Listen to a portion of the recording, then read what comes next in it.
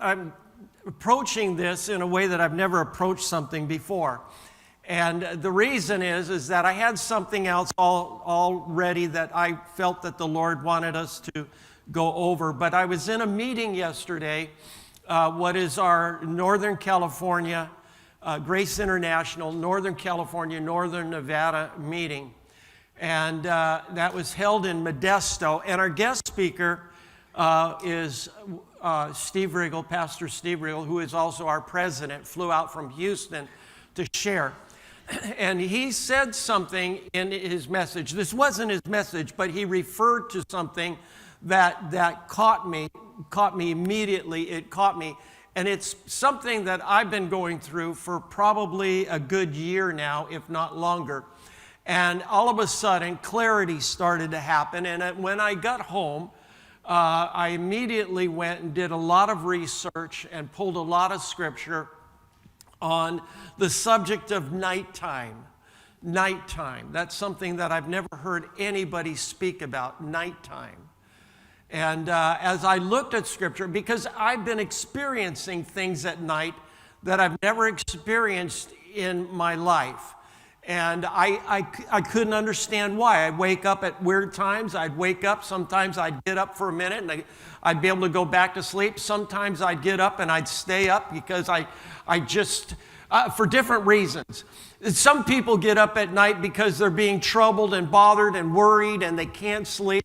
And I'm sure some of you go through those seasons. And sometimes you just wake up because you don't know why you woke up. You just did. There's nothing bothering you. You just are awake. And at first, when I started to go through these seasons, I hated it. I despised it. I complained to God. The Bible says that you give rest to your saints, and how come I'm just not sleeping like a baby? I used to sleep like a baby all the time. In fact, I was such a hard sleeper that when my head hit the pillow, I was out, and an earthquake could not wake me up. That's how deep I slept. But all of a sudden, I'm awake, and I'm spending nights awake, and sometimes every night of the week, I'm awake for half the night. And what I've learned to do is to take that time and to see what God was doing in it. And that'll be one of my points. What do you do with that time? Because the Bible is very clear as to what to do with the night time. But let me just start. I'm going to and walk with me, track with me, because again, I'm hitting this in a way that I've never hit a subject before. But I'm going to take you to Genesis chapter 1. Genesis chapter 1. And I'm reading out of the Message Bible, and I want to look at verse 1 through 5. See, the topic is the darkest part of night, or how dark can night become? Now, when I look at this subject, we're going to see God doing something, but how it relates to you and I is this. We talked about seasons in life. We did maybe a year ago, a small series on the different seasons in life that we go through, winter and autumn and spring and summer, and how each season is meant to produce something different in our lives. And one season follows another season. You can't have one season without the season prior to it. And life just doesn't consist of one season. Life isn't always summer. Thank God. I don't like summer. I know you all go out and play in the water and go to pools and beaches. I just get sunburned, so I don't like the sun, okay? And I don't like winter either. So, in fact, I don't like any season, all right? I'm an unhappy guy. I don't like seasons. But they mean something, and they do something, and we go through them spiritually. But there is also something akin to that, and that is that we go through times of nighttime. Now, for some people, nighttime is times where they can't sleep. It's anxiety-filled. Other times, it's a time of crime. Crime happens at night. So we have this connotation of night as being something not too good. In fact, most people are afraid of being up at the night, and that's why half of America are taking sleeping aids of one type or another to ensure that they're knocked out all night long. But as I looked at this, I realized that before this world was here, and before you and I were created and were here, that God operated in the dark. In fact, in Genesis chapter 1, tells us that God is operating and moving in the dark. So listen, for this, God created the heavens and the earth, all you see and all that you don't see. Earth was a soup of nothingness, a bottomless emptiness, an inky blackness, and God's Spirit brooded like a bird above the watery abyss. So in this dark place, and the writer here is being very expressive, inky blackness. That means there is no light whatsoever. Now, I don't know if you've ever experienced that level of darkness, but I have only once in my life, and it was terrifying. I remember as a young man, we would drive to El Paso, where I was born, to spend Christmases, and sometimes my grandparents would pick me up in California and take me back there for the summer. And I remember we stopped at the what's the big cavern there? Holy smokes, I just lost it.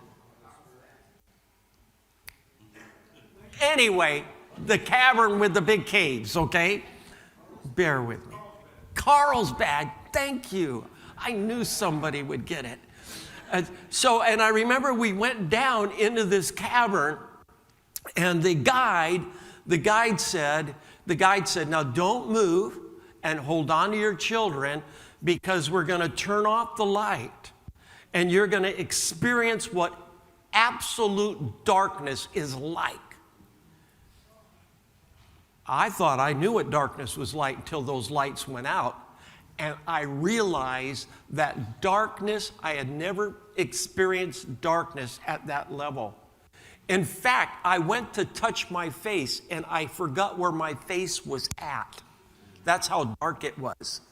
In fact, I went and I actually poked my eye trying to find me. That's how dark it was. And you could hear people start gasping in the crowd, and you could hear kids start screaming and crying, because it was a darkness that you could feel. And I'd never experienced that level of darkness before. And since then, the writer here tells us it's inky blackness. This is the environment that God is moving. You know, no matter, we sing the song, He's working even when we don't know or feel He's working, right? He is. Even when it's as dark can be, and there is no glimmer of light, God is at work. Because that's His atmosphere. He works in the darkness. So the writer goes on to say, and God spoke. And when He spoke light, and light appeared. And God saw that the light was good, and He separated the light from the dark. And God named the light day, and He named the dark night. It was evening, and it was morning, and that was day one. So God is moving in the darkness. And I'm going to prove it to you by a number of scriptures. God is moving in the darkness. Before there was light, God was operating in the darkness. In fact, let me put it another way. The two greatest events in history took place in darkness. He created this earth in the midst of darkness. It was created in darkness, and then He creates light to show us what He created in the darkness. The light revealed what He created. The second great event that took place was when Jesus was on the cross. And as He's dying on the cross, the Bible says that this earth went dark, because He was about to pass and conquer death and conquer hell and take the keys back and then rise from the dead. And in that instant, God brought darkness on the face of the earth in the greatest event to take place. This is the second. Two great events. The world has seen nothing like it. Two great events happens in absolute darkness. God is moving in the dark. Interesting. Why didn't he allow light to be when Jesus died? Why did he choose to turn the light of the world off? I don't know that I have an answer for that. All that I know is that God moves in the darkness. Okay, so let me give you a couple of quick points. As I began to look at this, I realized that God speaks in darkness. Now, he speaks in light, but he also speaks in darkness. In fact, I began to realize that when God sheds and shares his will in his direction, a high percentage, I would say 75% of the time in the Bible, it happens in darkness. Now, God speaks in the light. God speaks in the light right now. God is doing something and there is light. But God is also moving when there is absolute darkness. In fact, let me just run through a couple of scriptures. In Genesis chapter 28 and verse 11, Jacob had a dream of the staircase to heaven. Great revelation took place at night. Genesis chapter 20, verse 30, God spoke to Abimelech at night and told him not to touch Abraham's wife. That's a story and a message all in itself. Abraham was, never mind, he wasn't a very faithful, good husband. He was pawning his wife off to save his life. Okay.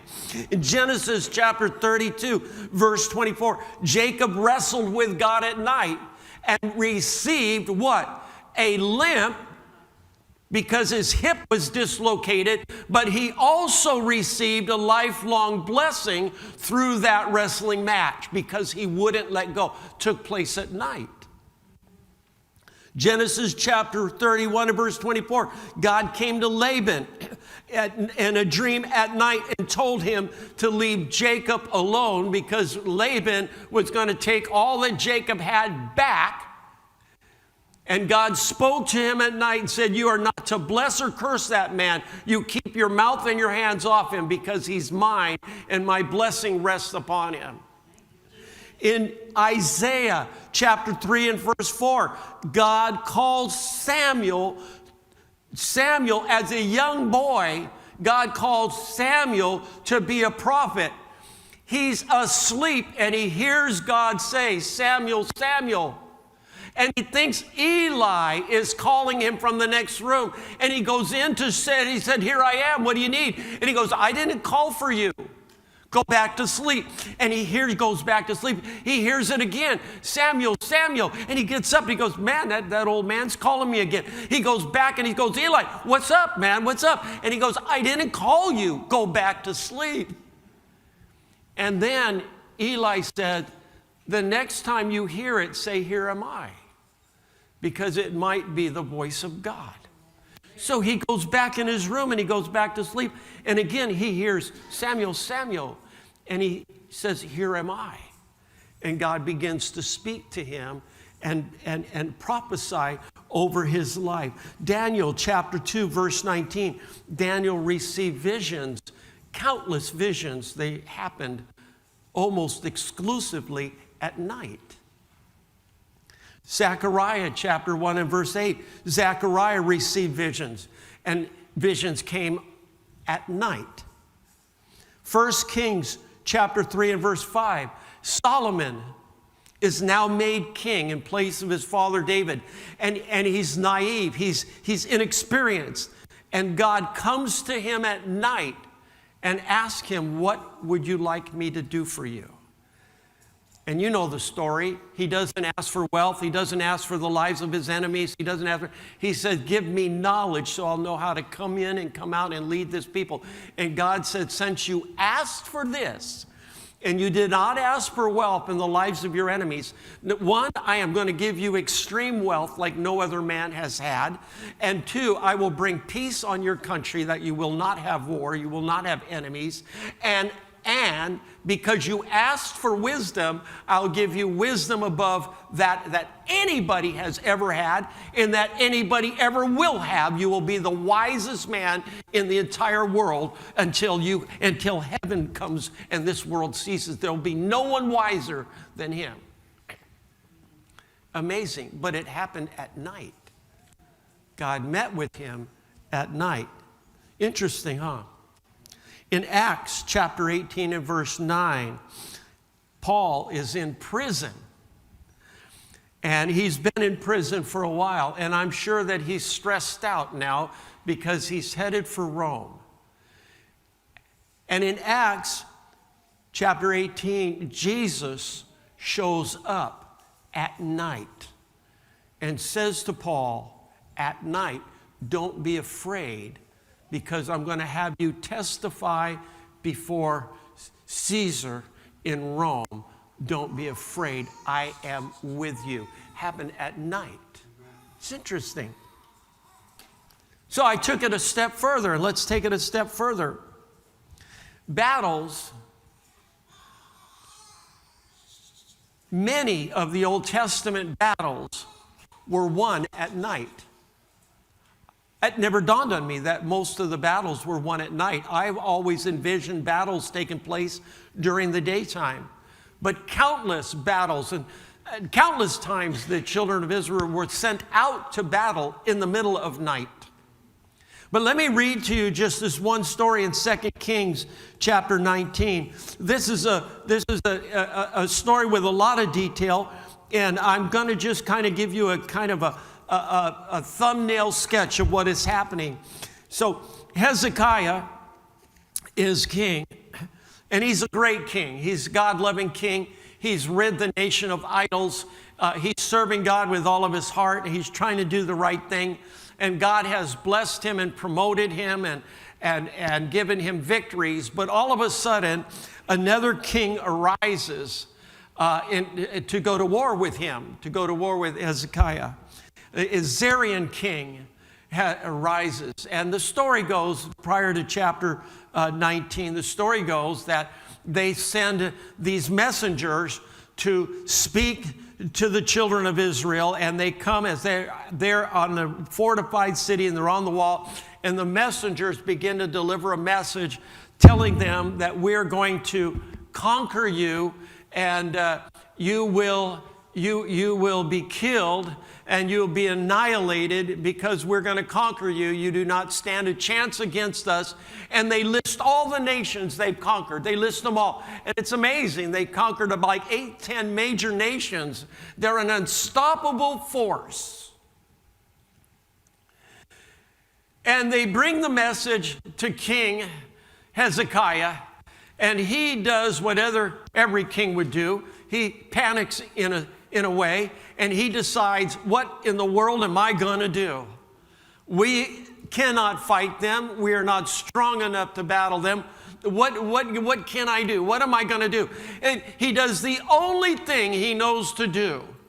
He goes into the temple, and he takes out the letter that they've written, explaining how they're going to annihilate him and the kingdom, and he lays it out before the Lord. And he begins to pray. And he says, God, you see what they're saying they're going to do to us, and we are your people, and I live for you, and I don't believe you can let that happen. But I'm looking to you to do something. Read the letter, God, read it. That's what you should do with your problems, by the way. Don't hold them in. Spread them out before the Lord and say, see what he said about me? See what they're going to do? You see what's happening to me, God? I'm asking you to respond. Read what's happening. So God sends the prophet Isaiah to him, and the prophet Isaiah comes and said, hear the word of the Lord, that he's not going to fire one arrow against you.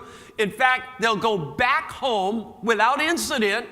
They'll go back home, and I will kill him in his own home. And that's exactly what happens in the next chapter.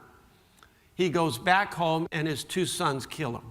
But in the between time, God said he's not going to fire one arrow.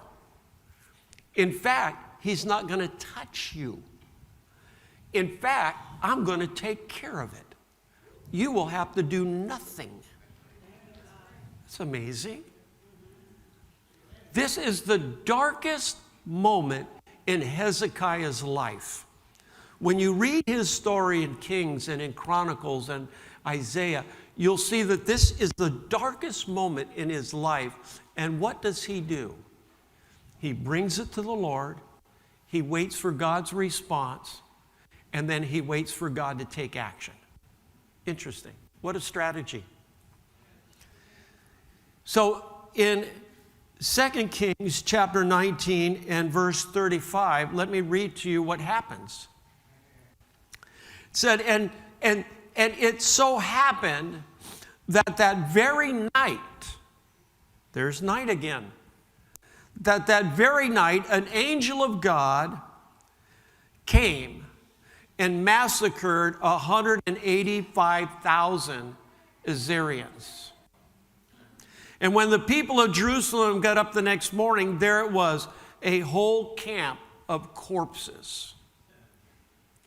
And when the leaders and the king of Israel got up and saw what had happened, the text tells us that they got out of their fast and went back to their homeland.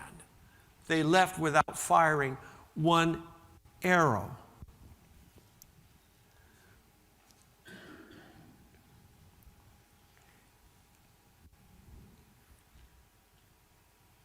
While the nation of Israel was sleeping, I don't think Hezekiah was sleeping, but the nation was at rest.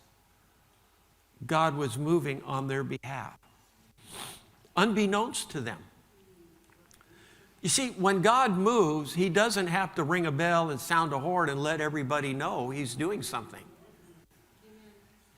In fact, I believe that God does more in our lives than we ever know and acknowledge.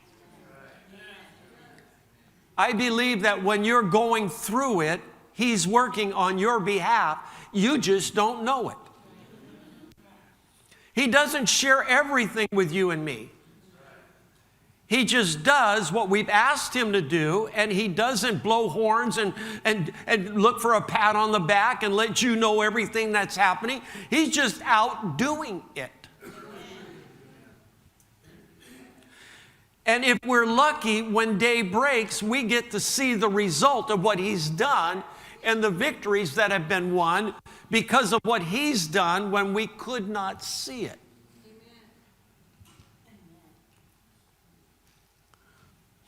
In Matthew chapter 14 and verse 25,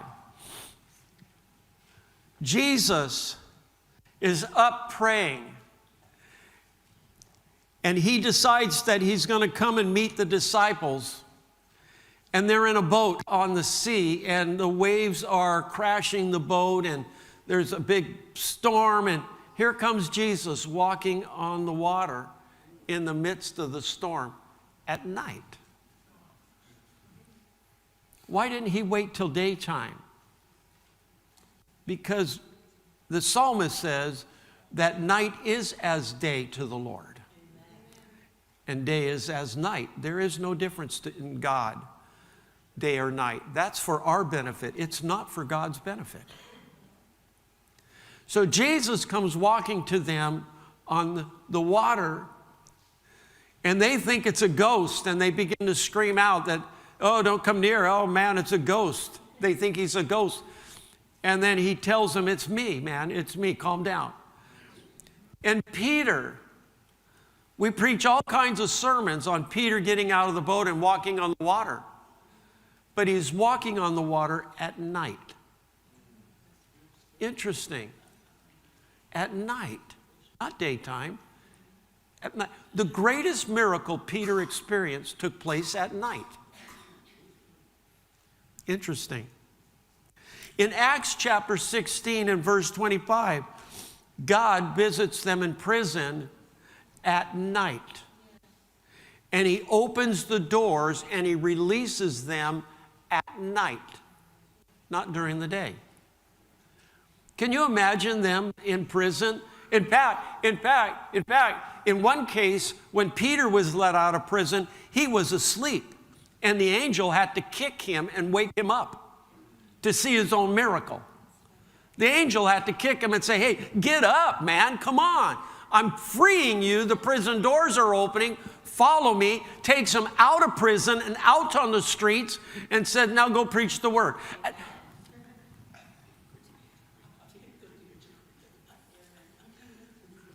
Could it be that when you wake up, the angel's kicking you in the side? Could it be that it's a God moment that is getting you up because God wants to speak to you and share something to you? Or give you some insight that you've not had before? Could it be that God chooses night sometimes because that's when we're less distracted? Kind of hard to speak when a whole world is talking your ear off, and if the world isn't doing it, you're on social media and it's taking care of it. Sometimes God can't get a word in edgewise, and he's just got to get you up a little early. Interesting. Interesting. I started look at waking up at night in a different light, and I started looking at it as a challenge to see what God would say. And I found out that God had a lot to say to me at night. It seems like any time I wake up at night and I determine that I'm just going to stay up, it seems that at that time, there is a God moment. At that time, there is a God moment. It's inevitable. It happens almost all the time. There's a God moment that takes place between me and God at those early hours in the morning. The shepherds in Luke chapter 2 and verse 8 saw where Jesus was born and were able to go and worship. They saw it at night. They saw where he was born at night. Let me give you a couple of Psalms real quick.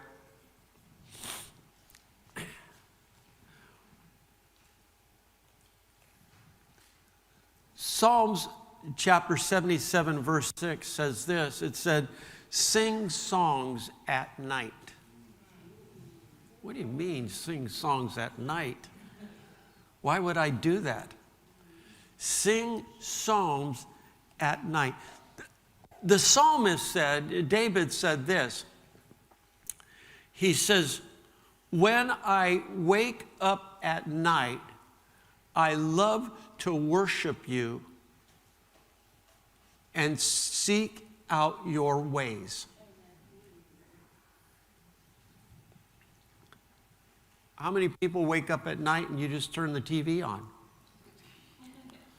to medicate so that maybe you'll go back to sleep? You're missing a God moment. Sing songs at night. I tried that the other night while I was laying in bed. Deborah didn't appreciate it at all.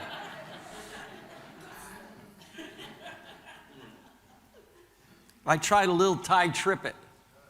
I want it all back. Everything that you took from me. My life, my dignity. I want it all back. Woo, ladies. And then she woke up.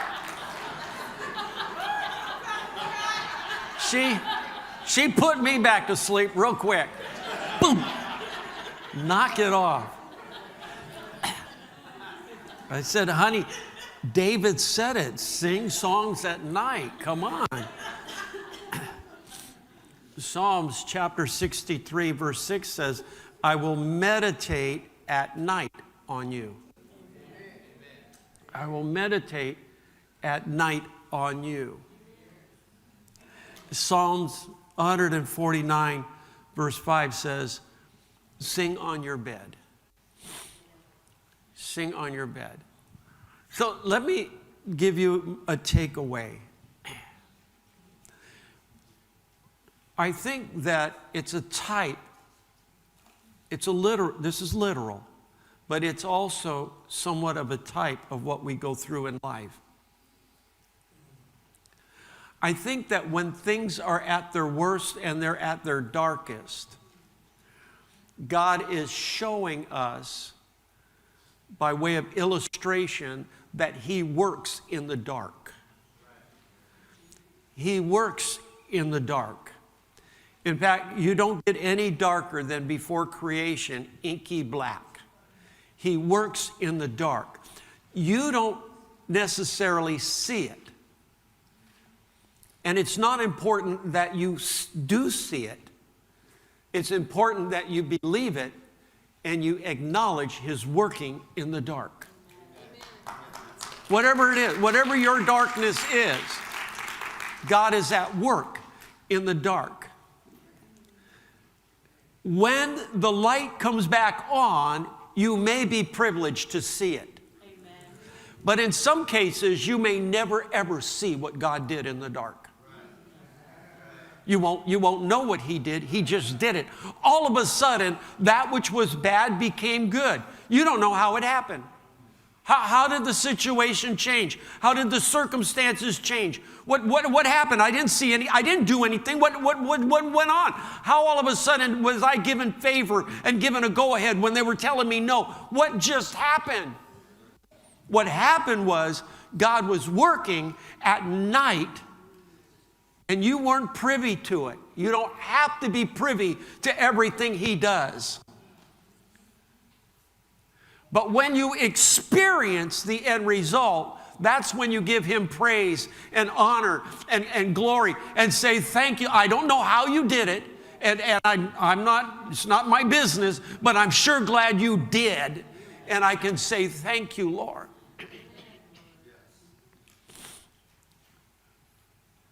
Deborah used to be an avid smoker, chain smoker. Salem's.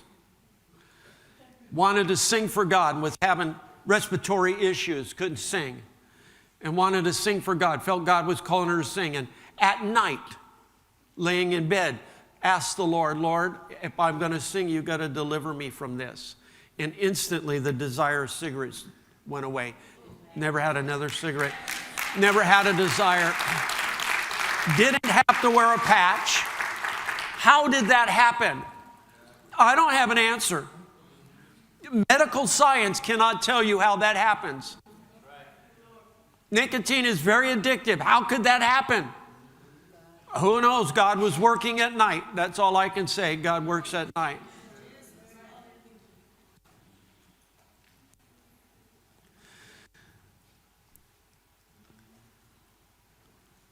God will show you parts of Him that He can only show you at night.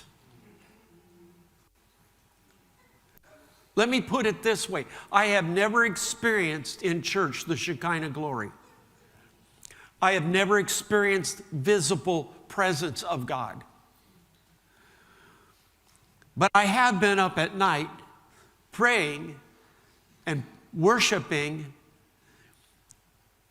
and I've had God's presence come into that place, usually the kitchen, come into the kitchen in a tangible way to where I could feel it. Or I should say, I could feel Him.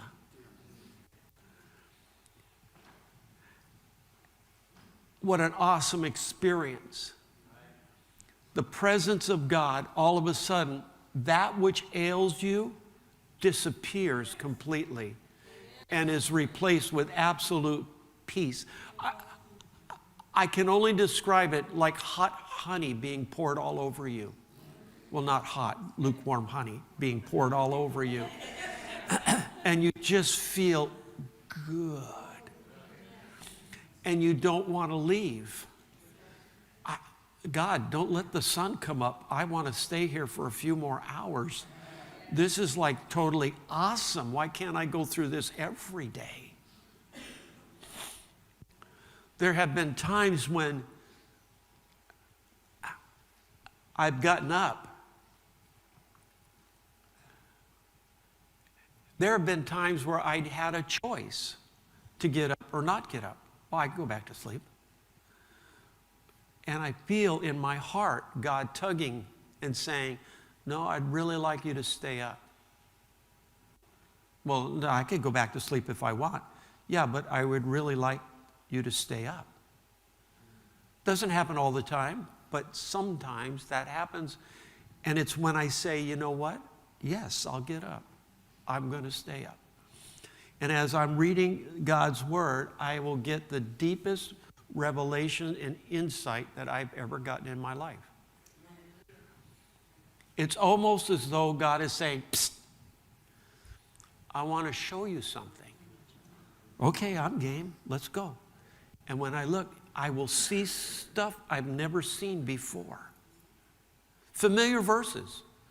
But I'll see it as though God peeled back another layer of the onion and said, check this out. You see what I'm doing in these verses? That's what I'm doing in your life. Check it out. Wow.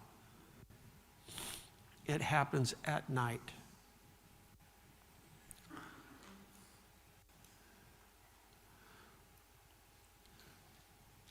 My challenge to you isn't all of a sudden to never go to bed at night. That's not what I'm saying. But my challenge to you is as we walk this walk, as we live this life, and all that it dishes out, all the problems, all the issues that come our way, that you begin to see God in a different way. That just because it's dark to you doesn't mean it's dark to God. In fact, I believe that our greatest miracles come when it's the darkest. When life gets dark, that should put a smile on your face, because that means God's going to do something. God is going to work the miracles. God is going to fight the enemy. God is doing something when you don't know it's happening. And that should just make you grin all over the place when it's the darkest.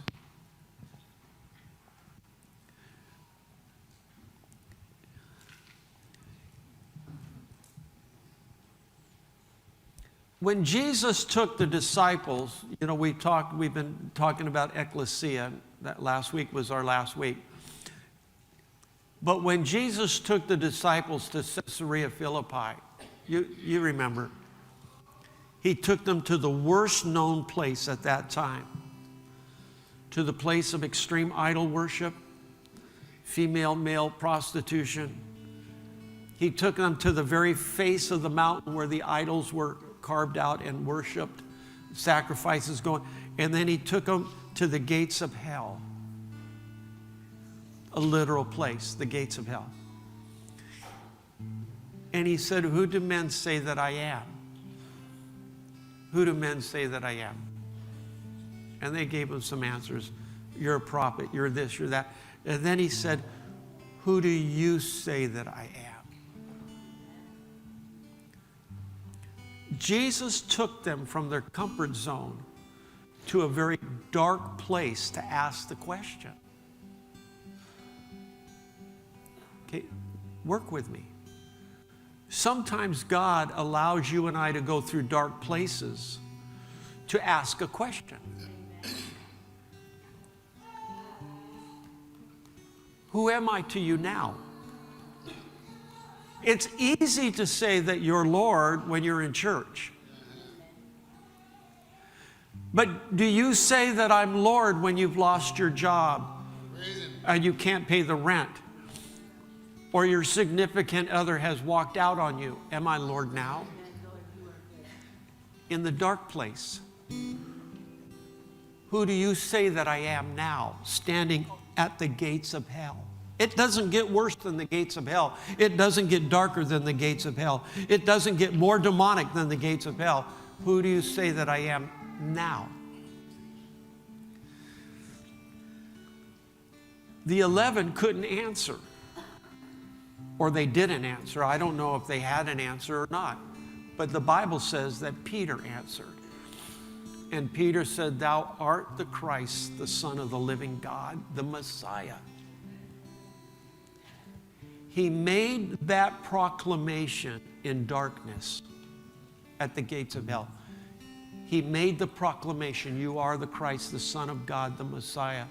You are the Christ." What did Jesus say? "Peter, this hasn't been revealed to you by man. This was revealed to you by my Father in heaven."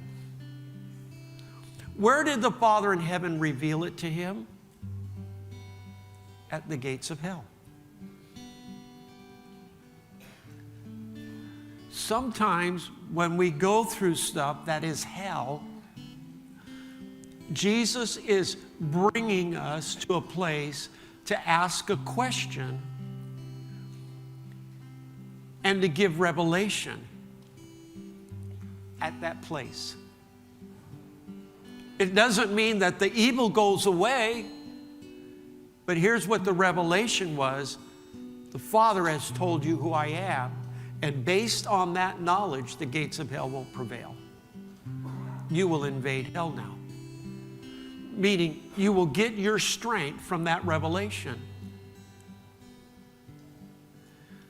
So sometimes God brings you to a place to ask a question and to give revelation, and it's that revelation that will get you through. Does that make sense? I don't know about you, but I want to go through another dark place. Bring it on. Bring it on. Man. I can use a little more revelation, and I like to answer those questions when the heat's on, because I've got the answer. You are the Christ.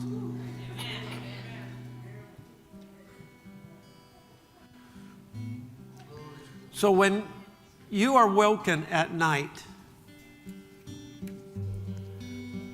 before you lay your head back down or you pop one of those sleepy night things, ask God, could this be you? Could this be you? Could I be like Samuel and you're saying, "Samuel, Samuel"? Could this be you? Because if it's you, I want to be like Samuel and say, "Here I am. Here I am."